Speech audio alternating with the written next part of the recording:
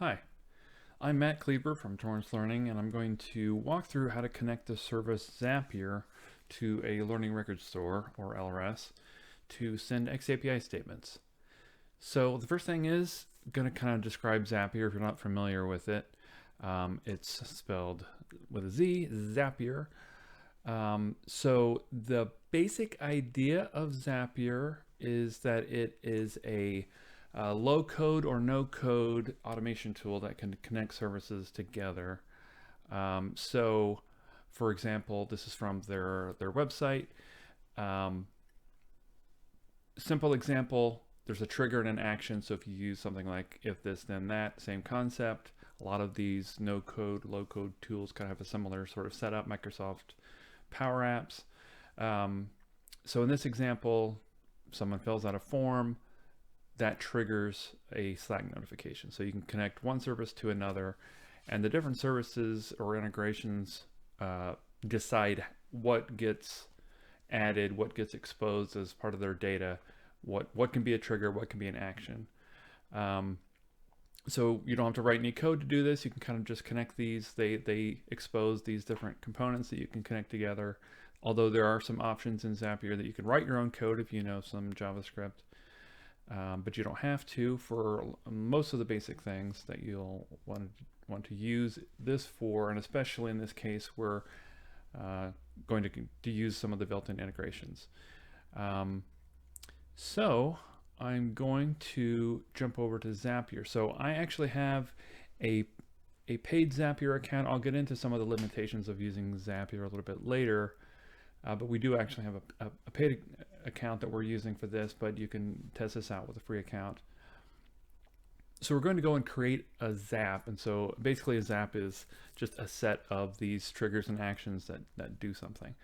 So I'm going to create a new Zap. And one of the first things I'm going to do is actually name this so I know what this is when I come back to look at it later. So I'm going to call this tutorial and then spell it right. So first thing you're going to enter in here is the trigger. So what is the service that's going to fire this off?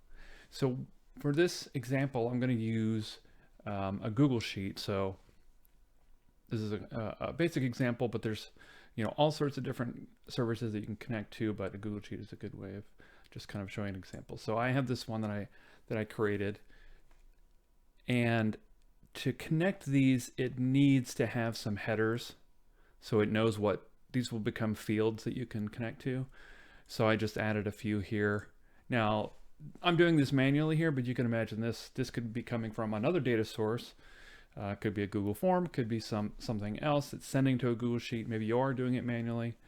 But what we're going to do is anytime a new row is added to this Google Sheet, it's going to trigger Zapier to send the statement. So I just have a few basic fields here that I'm going to use for this example. So going back to Zapier, I'm going to find Google Sheets in here. So it's finding some of the ones I've used recently, but you can also search here to find any other app. So you see Salesforce in there, GitHub is in there. There's a whole bunch of different services you can connect to. So I'll say Google Sheets, and then you choose an event. What do I want to trigger this Zap? So there's several different options in here. And now one thing you'll see here is some say instant, and there are several that don't say anything. Instant means literally when this trigger happens, it will trigger your Zap immediately. Some of the others might take a little while, up to 15 minutes, depending on your plan, to trigger. So you may not see it immediately. So in this case, a new spreadsheet, that actually might take up to 15 minutes. It will poll basically, and then eventually fire off that Zap. So the good thing about the new row is that it is instantaneous. So this one, it just triggers when a row is added to the bottom of a spreadsheet, but you might have one where something is added or modified. In this case, we're going to say new spreadsheet row. And I've already connected my Google account. But if you haven't, we'll ask you to connect one here, but I'm just going to choose one that I've already set up. And then you set up the trigger. So once you're connected to your account and you hit the choose value spreadsheet here, it will search your account for spreadsheets. So this one I created is the top one on the list because it's most recent. And then you choose which worksheet. Now I didn't rename this, but it will go through and find your worksheet by name. So choose that sheet. And you'll see here it says you must have column headers. So this is why I went ahead and just added those in ahead of time. So I'll go ahead and continue there. And basically, Zapier is pretty easy to use. You walk from top to bottom. It'll just kind of walk you through. You can see the steps you've completed. You can always go back and update any steps as you go. And most of these have a test that you can actually test that to make sure you're actually connecting correctly. So I'll say test trigger. Couldn't find a spreadsheet row, and that is because I didn't put one in here. So that I'm going to type in my name, and I'm going to just use a fake email response. Yay. This is my opinion. So in this example, you could assume this is maybe from a form or some other source that is, I have an input field and I entered this text in. So we'll go back in, I will test the trigger again, and then you'll see it pulled in that row and then the text from that data. So I'll continue on, and now that I've set up that and tested that, it will use that data for this action that I'm going to set up. So now what do I want to do when this new spreadsheet is added? In this case, I want to send it to an LRS. There's obviously all these other services that you can then act on or send to, or there's a lot of different actions. You can filter things. I'll get into multi-step apps or Zaps in a moment, but for now, what we want to actually search for is Watershed, because Watershed has actually created this Zap, and it doesn't have to be a Watershed LRS.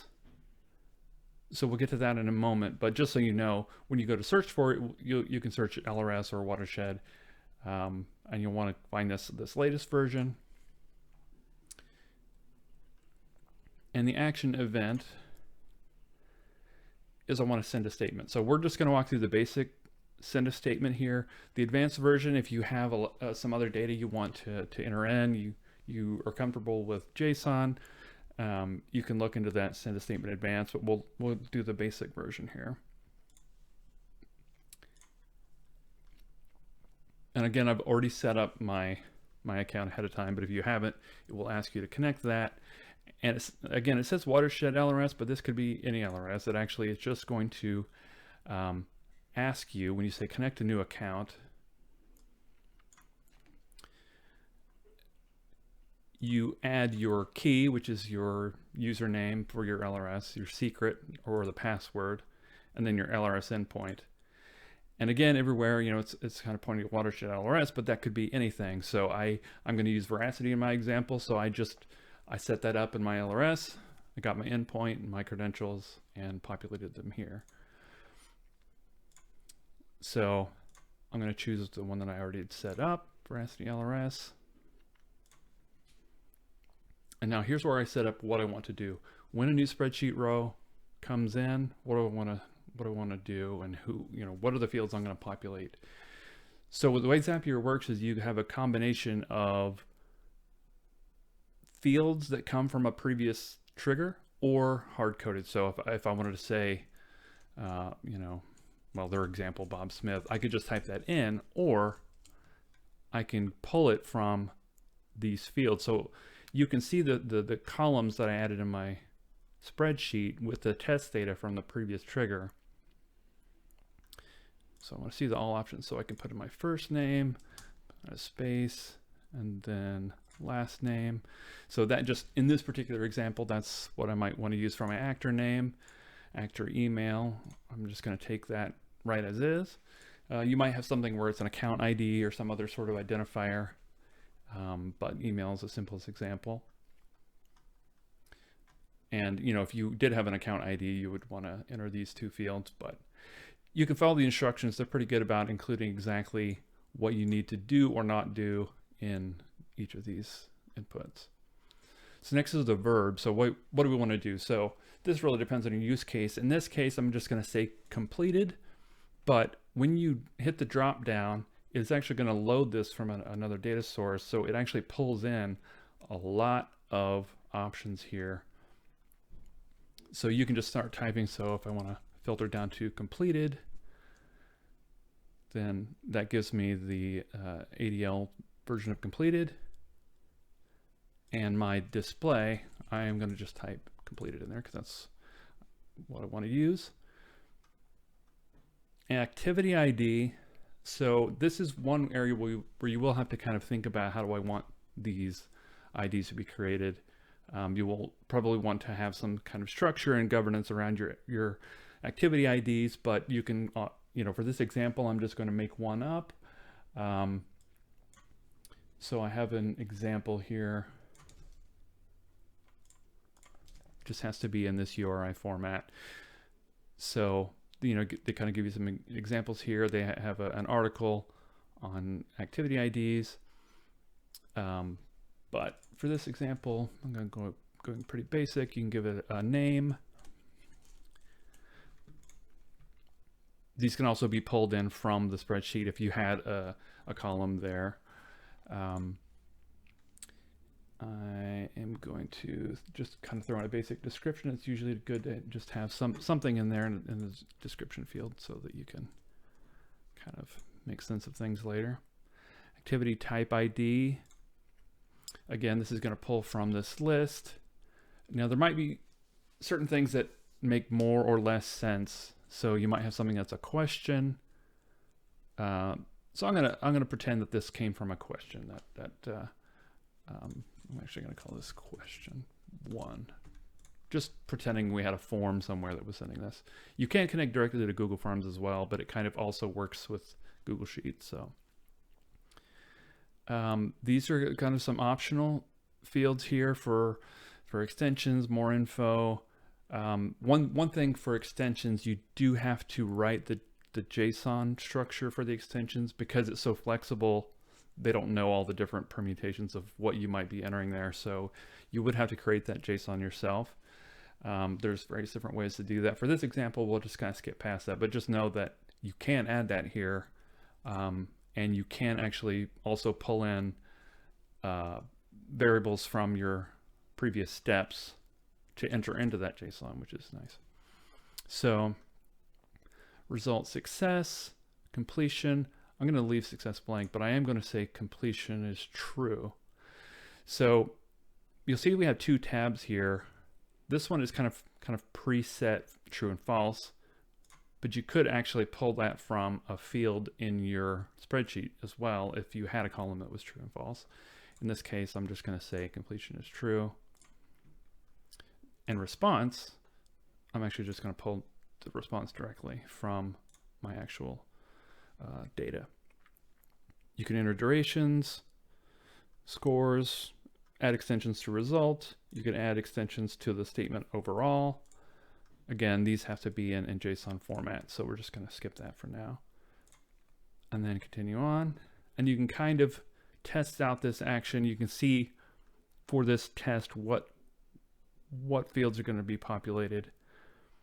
So I'm going to go down to test and review.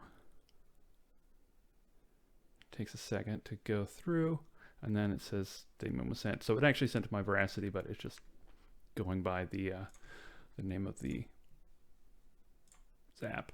So I'm going to go to Watershed real quick and just refresh this page. So you can see Zapier tutorial question 1 is the one I just sent. And here's my completion and response. Came through with my name and email or inbox value. So everything came through fine. So the last thing to do here, because this is a fairly simple example, you can turn on this Zap or you can hit this switch. So if I turn this on, it's going to go back to the other page once it's done. I'm going to just go to my zaps. So now you can see that this zap I set up is on. It's good to go. You can always turn this off. If you just need to quickly turn it on and off, or test things out, change some things, and then re-enable it. So a couple of caveats to mention about Zapier is that you can create a free account and test this out, but there are some limitations to how many tasks will run. So each time this Zap runs and is triggered, that's one task. So you get a certain allotment of tasks for each plan. So the free plan, you get 100 tasks per month, which means each time that's triggered, that counts as one task. Somebody adds a new row, another task, so on. So that may be fine for a small project, but that could easily scale to something beyond your limitations there. The next paid plan gives you 3,000 a month, but if you had something that was very active, that could easily start to scale more. So just something to think about. You might check if you are working with a larger company. You might have a corporate account or a company account that has a lot more tasks per month, and you might be able to get into that and access that for these purposes. But this is a really quick and easy way of connecting these together without having to write any code. And because there's literally thousands of services that Zapier can connect to, that just enables you to send statements using data from those sources. There's also something in the paid plans, I'm going to go back into this example, where you can add multi-steps. So on the free plan, you have a trigger and an action, and that's the minimum, or the maximum rather. But in a paid plan, you can actually add more steps. So you might have something in here that this triggers this. Maybe I want to send a notification in Slack, and then at the very end, send a statement to Watershed, or in any order. So that you can do in a paid plan, but in a free plan, you're limited just to the 2 steps. So I hope that's helpful. Feel free to jump in and play around with that. Like I said, you can create a free account. If you have a free LRS, you can just test that out real quick. Create a form, Microsoft Sheet, Google Docs, other various services that you can connect there, and have fun.